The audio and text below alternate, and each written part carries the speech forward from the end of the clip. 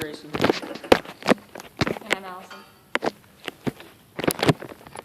I'm Jake West, and I'll be performing a persuasive speech on whether or not performance-enhancing drugs should be legalized in sporting events. Some people believe performance-enhancing drugs should be legalized because they've been used from the original Olympic Games.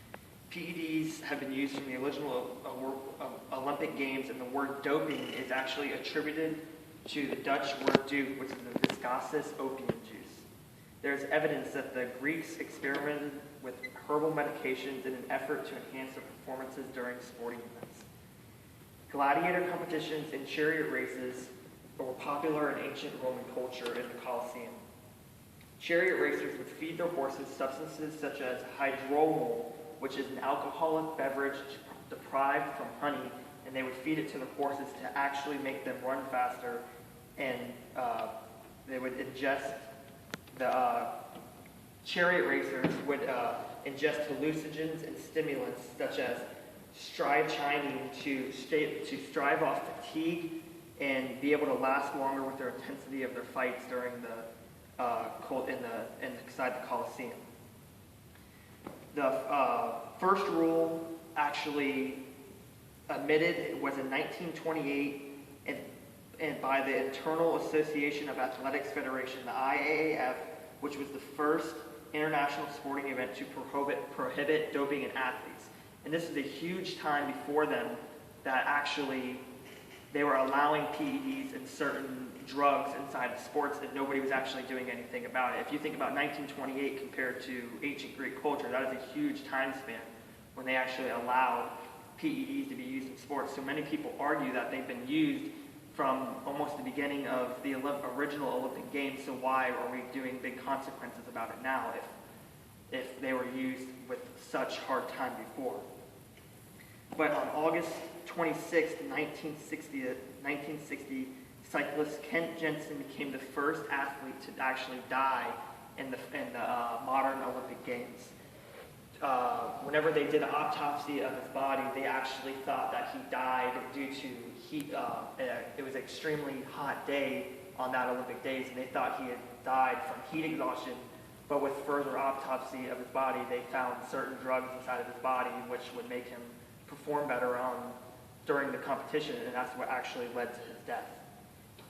But PEDs absolutely should not be legalized in sports. There's just too much harm and too much going on with them that will actually be produced to the athletes themselves. The first is for the sake of the game. Nobody wants drug users to be idolized on TV. Everybody looks up to these athletes. Everybody, usually people who follow sports have their favorite athlete. Little kids have their favorite athlete. And if we're looking up to drug users and people who take these PEDs, what are we actually doing to promote these people? Is it like promoting anybody who uses any drug? We send people to prison for certain drugs. How come these drugs we don't really do much about? And people want to keep the game or the sport clean. Everybody wants raw talent. They want to see people push their bodies to the bare extreme, and they want to see how hard they can actually push their body and get the best performances out of it. They do not want to take an enhancer to make them produce better results. PEDs also need to stay illegal because of the health effects that stem from taking PEDs. They have psychological and physiological consequences from taking these drugs. Side effects come along from becoming physically unattractive, such as bad acne and breast enlargement in men. They also attribute to sexual side effects, premature closure of long bones and the growth platelets, heart attacks, liver cancer, and circulatory problems. Psychological problems can cause aggressiveness and sexual side effects due to chemical imbalances inside the brain. They don't call it roid rage for nothing whenever people start shooting up and they get all crazy and start freaking out about it. And this also leads to dependence and addiction to these drugs, and they just get furtherly more frustrated whenever they don't get these drugs. So elimination of PEDs, we need to take a stronger act and we need to take a stronger act and banning these PEDs.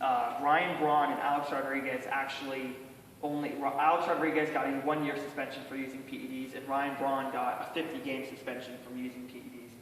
However, Lance Armstrong got his 7 Tour de France title stripped from him, and he was actually banned from cycling for the rest of his life. So we need to take more actions and stronger penalties to actually weed out these PEDs in sports so they're never used by athletes again.